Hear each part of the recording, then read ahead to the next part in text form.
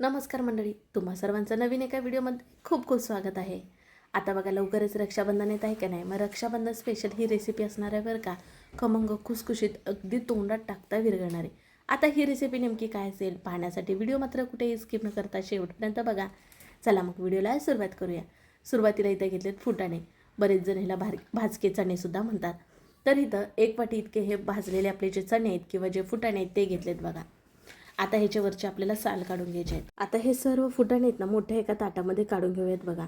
आणि हलक्या हाताने चोळून ना ह्याच्यावरचे आपण सालं काढून घेणार आहोत. भाजलेल्या फुटाण्यामध्ये ना प्रथिने, फायबर, लोह आणि कॅल्शियम हे भरपूर प्रमाणात असते. दररोज मुठभर फुटाणे खाल्ल्याने ना वजन नियंत्रणात राहते, पचनक्रिया सुधारते, रक्तातील साखरेची पातळी नियंत्रणात राहते. त्याचबरोबर शरीराला भरपूर अशी ऊर्जा मिळते. असे भरपूर हे फुटाणे खाण्याचे फायदे आहेत बरं का. याच्या अगोदर आपण बघा फुटाण्याचे ना लाडू केले होते. आणि आज आपण पाहणार आहोत रक्षाबंधन स्पेशल मस्त खुसखुशीत अतिशय पौष्टिक गूळ घालून फुटाण्याची बर्फी किंवा तुम्ही याला फुटाण्याची वडी म्हणू शकता.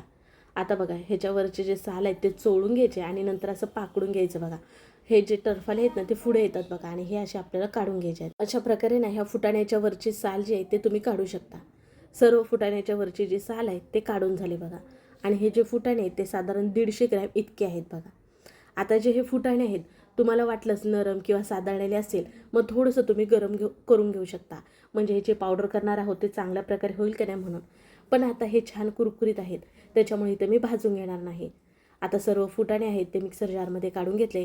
त्याचबरोबर ह्याच्यामध्ये काजू आणि बदाम घातले पाव वाटे आणि मिक्सरला मस्त पावडर करून घेतली बघायची. अगदी दरदरीत बारीक केला तरी चालेल पण अशी छान बारीक पावडर करून घेतली बघा. आता ह्याच्यामध्येच 1 वाटी इतका नारळाचा बुरादा म्हणजेच की डेसिकेट कोकोनट म्हणतात ना तो घातला.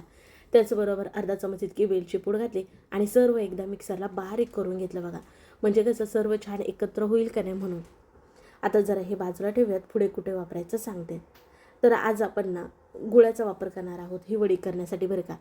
गुळाच्या ऐवजी तुम्ही साखरसुद्धा वापरू शकता. पण गूळ आणि चणे खाणे अतिशय पौष्टिक असं असतं बघा. त्याच्यामुळे इथे मी आज गुळाचा वापर केला. तर गूळ इथे बारीक बारीक चिरून घेतला. अगदी किसूनसुद्धा तुम्ही घेऊ शकता. 1 वाटी इतकाच गूळ घेतला आहे बघा. आता चला गॅसकडे वळलं तर गॅसवरती कढई ठेवली बघा आणि याच्यामध्ये तूप घालूयात. 1 चमचभर इतकंच तूप घातलेलं आहे. आणि आता आपण जो बारीक चिरला गूळ होता तो संपूर्ण इथं घातलेला आहे. आणि गुळाचं वजनी प्रमाण सांगायला गेलं तर 100 ग्रॅम इतका हा गूळ घेतला आहे बघा. सर्व गूळ ह्याच्यामध्ये काढून घेतला आहे. त्याचबरोबर अर्धी वाटी इतकं ह्याच्यामध्ये पाणी घातलेलं आहे.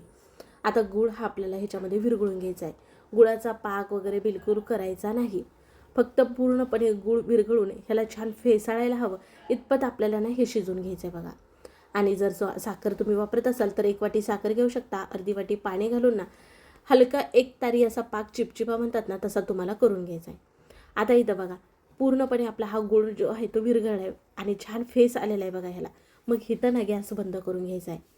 एक तारी पाक वगैरे करत बसायचं नाही. आता जरा हे बाजूला ठेवूयात आणि ह्याच गॅसवरती का नाही आपल्याला एक पॅन ठेवून घ्यायचा आहे. आता ह्याच्यामध्ये घालायचं आपल्याला तूप. तर साधारण 2 चमच इतकं तूप घातलेलं आहे बघा. आणि आता आपण मिक्सरला सर्व जिन्नस हे बारीक करून ठेवले बघा. जसं की फुटाणे, काजू, बदाम, त्याचबरोबर आपण ह्याच्यामध्ये डेसिकेट कोकोनट घातलं. तर ते सर्व ह्याच्यामध्ये घालून घेणार आहोत आणि चांगल्या प्रकारे भाजून घेऊयात. हलका तांबूस रंग येईपर्यंत भाजून घेऊयात. कारण ही वडी जी आहे ती जास्तीत जास्त दिवस टिकते भाजून घेतल्यामुळे आणि खमंग खुसखुशीत अशी होते. तूप अगदी जास्त लागत नाही. 1 किंवा 2 चमचे तुपामध्ये हे चांगल्या प्रकारे भाजून होतं बघा. ड्रायफ्रूटमध्ये फक्त इथं मी काजू बदाम वापरलेत. अगदी तुमच्याकडे आणखी दुसरे कुठले ड्रायफ्रूट असेल किंवा मखाणेसुद्धा भाजून त्याची बारीक पावडर करून ह्याच्यामध्ये वापरला तरीसुद्धा चालेल. तूप थोडंसं कमी वाटतंय म्हणून आणखीन 1 चमच इतकं तूप घातलं आहे आणि हे भाजून घेऊयात. गॅस मात्र बारीक ठेवायचा आहे आणि मस्त मंद आचेवरती हे भाजून घेऊयात. गॅस वाढवायचा नाही बघा, नाहीतर नाही हे लगेच करपलं जातं. कारण अगोदरच आपले भाजके जे फुटाणे आहेत किंवा जे आपले भाजलेले जे चणे आहेत ते भाजलेलेच असतात. त्याच्यामुळे इथे भाजायला जास्तीचा वेळ लागत नाही. अगदी 3-4 मिनटामध्ये बघा हलका तांबूस रंग आला आहे. अगोदरमध्ये आणि आता तुम्हाला इथे फरक दिसतच असेल. अगोदर पिवळं होतं आणि आता हलकं छान तांबूस रंग आला आहे. ह्या स्टेजला समजायचं की हे चांगल्या प्रकारे भाजलं आहे. मग आता आपण जो केलेला गुळाचा पाक होता तो गाळणीने घालायचा आहे.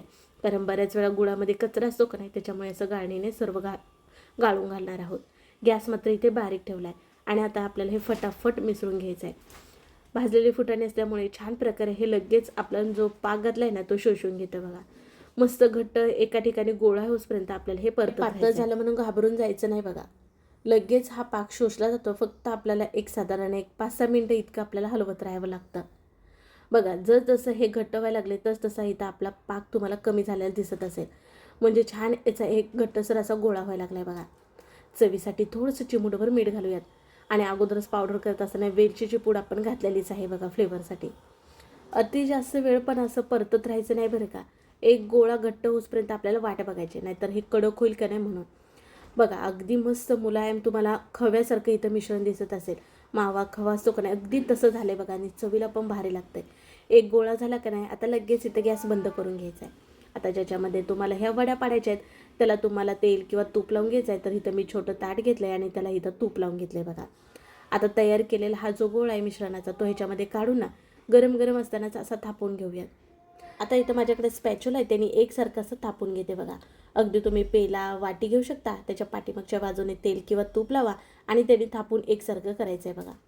आता इथं बघा वरून थोडेसे ना काजू बदाम पिस्ता ह्याचे काप घालत आहे. आणि हे हलके ना असे आपण दाबून घ्यायचे आहेत आपल्याला, म्हणजे ना ते चिटकून बसतील म्हणून. आता ड्रायफ्रूटची पावडर ऑलरेडी आपण अगोदर ह्याच्यामध्ये घातले, पण वरून असे घातल्यामुळे ना दिसायला छान दिसतात. हलके थोडेसे असं दाबून घेतलेत. आता हे खूप गरम आहे, आपल्याला सेट होण्यासाठी थंड होण्यासाठी ठेवायचं आहे. तर अगदी ना मी तासभर असं सोडून दिलं तर बघा. म्हणजे अगदी तुम्हाला घाई असेल तर मात्र फ्रीजमध्ये ठेवू शकता, पण घाई नसेल तर फ्रीजच्या बाहेर ठेवलात तरीसुद्धा हे चांगल्या प्रकारे सेट होतं. आणि नंतर काय तुम्हाला पाहिजेत त्या आकारामध्ये वड्या कापून घेऊ शकता. तर इथं मी चौकोनी आकारामध्ये ना ह्या वड्या कापून घेत आहे बघा. मस्त खुसखुशीत ह्याच इथं आपल्या वड्या ह्या तयार झाल्या. रक्षाबंधनला बाहेरनं मिठाई कशाला आणायची, कधी केले आपल्याला माहीत नसते, कशी केली आपल्याला ते सुद्धा माहीत नसतं. मग घरच्या घरी तुम्ही स्वस्तात मस्त अशी मिठाई करू शकता. अगदी बघा 1 वाटी फुटाण्यापासून इतकी सारी आपली ही बर्फी तयार झालेली आहे. आणि बघा अगदी सहजपणे बाहेर निघते, चिकट बिलकुल होत नाही. फुटाण्याची असल्यामुळे चवीला भारी लागते बरं का.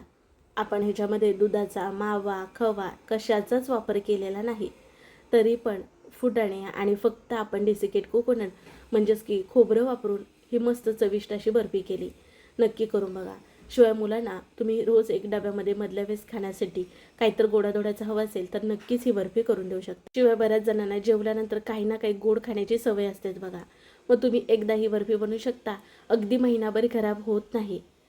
शिवाय ही अतिशय पौष्टिक अशी बर्फी आहे, कारण फुटाणे आणि गूळ खाण्याचे तुम्हाला फायदे तर माहितीच असेल. त्यामुळे नक्की तुम्ही सुद्धा करून बघा. वरून तर बघितला, आता तुम्हाला मोडून दाखवते बघा. कडक वगैरे बिलकुल झालेली नाही, अगदी मस्त मऊसूत तोंडात टाकता विरघळणारी अशी झाले. अगदी आजी आजोबा असतील ओटाने खातील इतकी मऊ झाले बघा, अशी खव्यासारखी. चला मग तुम्हाला ह्या बर्फीचा व्हिडिओ कसा वाटला नक्की कमेंटमध्ये सांगा. व्हिडिओ जरा सुद्धा आवडल्यास पटकन एक लाईक करा. व्हिडिओ शेअर करायला विसरू नका तुमच्या मित्रमैत्रिणी परिवारामध्ये. आणि असेच नवनवीन व्हिडिओ पाहण्यासाठी चॅनलला आवर्जून सबस्क्राईब करा. चला मग पुन्हा भेटू अशा नवीन एका व्हिडिओमध्ये. तोपर्यंत बाय.